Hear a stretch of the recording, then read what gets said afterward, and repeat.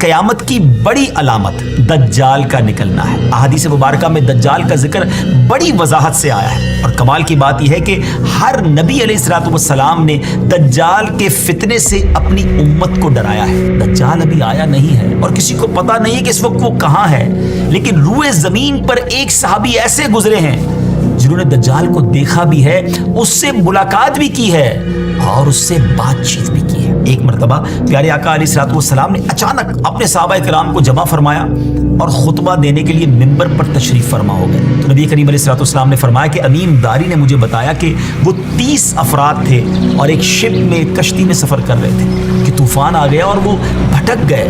تقریباً مہینہ بھر وہ سمندر میں گھومتے رہے اور ایک دن سورج غروب ہونے کے وقت ایک نامعلوم آئلینڈ پر پہنچے۔ انہیں وہاں سیاہ رنگ کی مخلوق نظر آئی جس کے جسم پر بال بہت زیادہ تھے۔ انہوں نے اس سے پوچھا کہ تم کون ہو؟ اس نے کہا میں جاسوس ہوں، تو تاکہ ہمیں اپنے بارے میں کچھ بتاؤ۔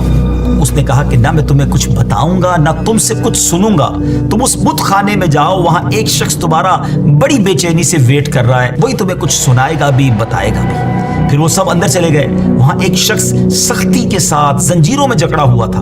اس نے پوچھا کہ تم لوگ کون ہو اور کہاں سے آئے ہو؟ جواب دیا کہ شام سے آئے ہیں۔ اس نے پوچھا کہ عرب کا کیا حال ہے؟ اور ایک شخص وہاں پیدا ہونا تھا، اس کا کیا حال ہے؟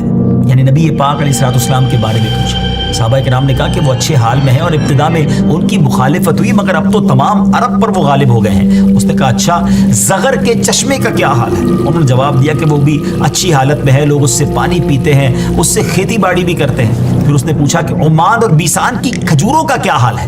انہوں نے کہا کہ اس میں ہر سال پھل آتے ہیں۔ یہ سن کر اس شخص نے 3 چیخیں ماری اور بولا کہ میں دجال ہوں۔ کہتا ہے ان قریب میں آزاد ہو جاؤں گا اور زمین کا چپا چپا گھوموں گا اور اس کا کوئی حصہ نہیں چھوڑوں گا سوائے طیبہ کے، کیونکہ مجھ میں وہاں جانے کی طاقت، وہاں جانے کی پاور نہ ہو۔